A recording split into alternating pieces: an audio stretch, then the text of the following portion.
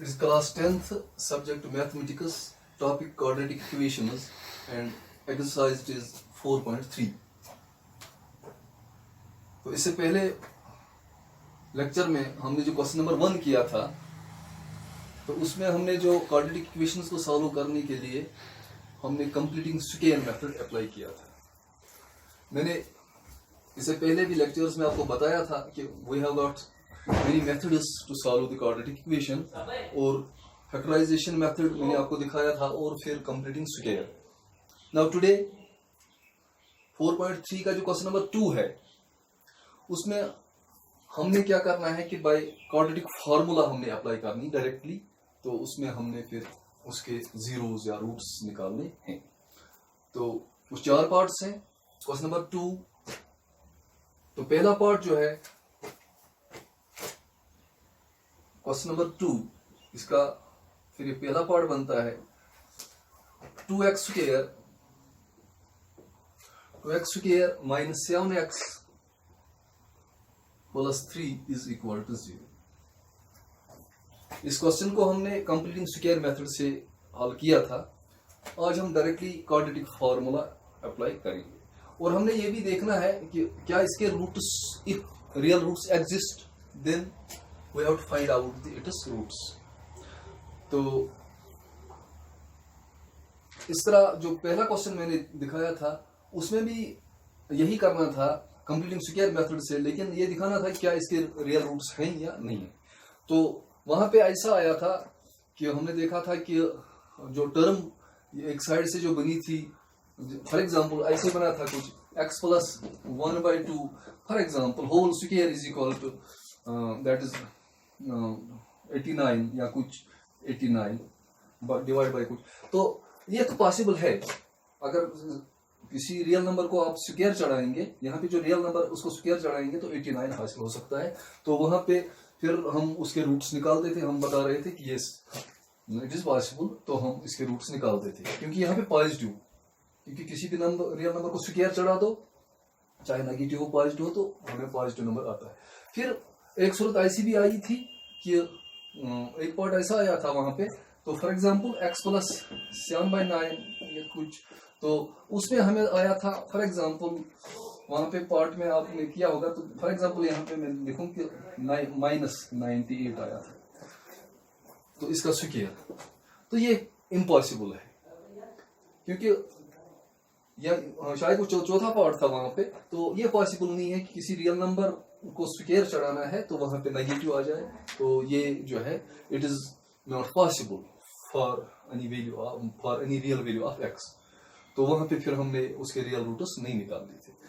तो लेकिन यहाँ पे अब हम जो है एक चीज जो है हम इस्तेमाल करेंगे, जिसका जो लफ्ज जो है डिस्क्रिमिनेंट, दैट मीन्स, तो वही उसी प्रोसेस से मैं आपको दिखा रहा हूँ कि डिस्क्रिमिनेंट का क्या मतलब होता है।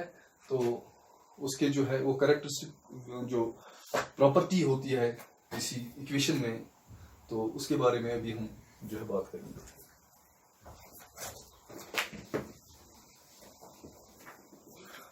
तो इस मेथड में क्या है कि यहाँ पे जो है इसमें कोएफिशिएंट्स जो है, ये कोएफिशिएंट ऑफ x स्क्वायर है, दूसरा कोएफिशिएंट ऑफ x है, और फिर कांस्टेंट टर्म है, तो is equal to 0। This is a quadratic equation. तो यहाँ पे जो है जो पहली वाली जो x स्क्वायर का जो कोएफिशिएंट है उसको हम a से जाहिर करते हैं, where a is not equal to 0, ये तो आपको पता ही है, where a is not equal to 0, तब ये क्वाड्रेटिक नहीं रहती। अब यहाँ पे जरा देखें, here a is equal to 2, b is equal to -7 और c is equal to 3। इस कांस्टेंट को हम c से डिनोट करते हैं। ये जो कोएफिशिएंट ऑफ x स्क्वायर जो है वो a हो गया, और कोएफिशिएंट ऑफ x जो हो गया वो b हो गया, और c जो है कांस्टेंट। अब हमने क्या करना है, अब जो डिस्क्रिमिनेंट है जिसे हम d से डिनोट करेंगे, discriminant d is equal to b square minus 4ac। ये बड़ा अहम है, b स्क्वायर माइनस 4ac। हम इस d को मैंने शॉर्ट फॉर्म में ऐसे सिंबल में लिखा d, ये हो गया discriminant. Discriminant is equal to b square minus 4ac। Discriminant किसके बराबर होता है, एक जो ये b जो है इसको स्क्वायर चढ़ा दो और फिर माइनस कर दो 4 टाइम्स ए और सी का की मल्टीप्लिकेशन, ए और सी की मल्टीप्लिकेशन। तो अब यहाँ पे जो है अहम बात यह है कि ये जो डिस्क्रिमिनेंट जो है क्या क्या हो सकता है डिस्क्रिमिनेंट। जैसे पहले क्वेश्चंस में जो पहला क्वेश्चन हमने किया था लेकिन वो कंप्लीटिंग स्क्वायर से किया था, तो यहाँ पे जो है डिस्क्रिमिनेंट क्या निकल सकता है, या तो ये 0 हो सकता है, मे बी किसी पार्ट में ऐसा भी हो, या ये 0 से बड़ा हो सकता है या 0 से छोटा हो सकता है। तो अगर 0 बराबर 0 हो गया तो इसके जो है आप देखेंगे कि इसके रियल रूट्स होंगे और वो जो है इक्वल रूट्स होंगे, और अगर डिस्क्रिमिनेंट ग्रेटर देन 0 आ गया तो इसके रियल रूट्स होंगे बट दे आर अनइक्वल। और अगर नेगेटिव आ गया तो इसके रियल रूट्स नहीं होंगे। जैसे मैंने अभी थोड़ी देर पहले आपको थोड़ा सा पिछले वाले क्वेश्चन का जो है थोड़ी सी उसमें जो है समरी बताई थी, तो वहां पे जो अभी मैंने लिखा था उसमें जो है नेगेटिव टर्म आ गई थी। तो इसी तरह यहाँ पे अगर नेगेटिव वैल्यू आता है डिस्क्रिमिनेंट का तो इसके रियल रूट्स नहीं। तो हम देखेंगे फिर यह implies d is equal here d is equal b square that is -7 square, फिर माइनस फॉर्मूला का -4 इंटू ए के बदले 2 है, सी के बदले 3 है। Implies d is equal 7 square -7 का स्क्वायर पॉजिटिव ही आएगा, that is 49 minus 4 into 2 into 3 that is 24 implies d is equal to 49 में से 24 घटा दो, 9 में से 4 घटा दो तो कितना आता है 5, और 4 में से 2 that is 2, d is equal to 25। इसका मतलब ये जो है डिस्क्रिमिनेंट जो है ये 25 आ गया। इसका मतलब ये हुआ कि इसके रूट्स एग्जिस्ट होते हैं, मगर चूंकि ये इट इज ग्रेटर देन 0 तो रूट्स तो हैं और ये अनइक्वल होंगे। d is greater than d is equal to 25, इसी का मतलब हुआ d is greater than 0, therefore given equation जो है इसके रियल रूट्स हैं but unequal. Therefore the given equation quadratic equation है रियल बट अनइक्वल रूट्स। तो अब जो है और रियल रूट्स वो निकालने के लिए हमने क्या करना है, वो डायरेक्ट अब क्वाड्रेटिक फार्मूला अप्लाई करनी है, that is now applying quadratic formula. Now applying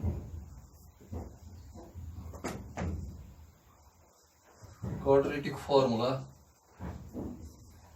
that is वो जो आपने डिराइव की थी x इज इक्वल टू, क्योंकि हमें ये जो है कोई ये जो वेरिएबल जो है इसका नाम x है, x में हम अगर y होता तो y में ही करते, x is equal to -b plus minus root of b square -4ac, या जिसको मैंने d से डिनोट किया, x is equal to -b plus minus root of d divided by 2a implies x is equal to minus formula का है, अब b के बदले क्या है -7, इसका मतलब ब्रैकेट रखना पड़ेगा यहाँ पे, plus minus root of d जो है that is 25 divided by 2 into a that is 2 into a2 है।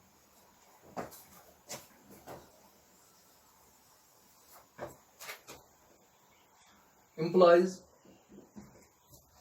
x is equal to minus or minus plus, that is 7 plus minus root 25 divided by 2 2s are 4,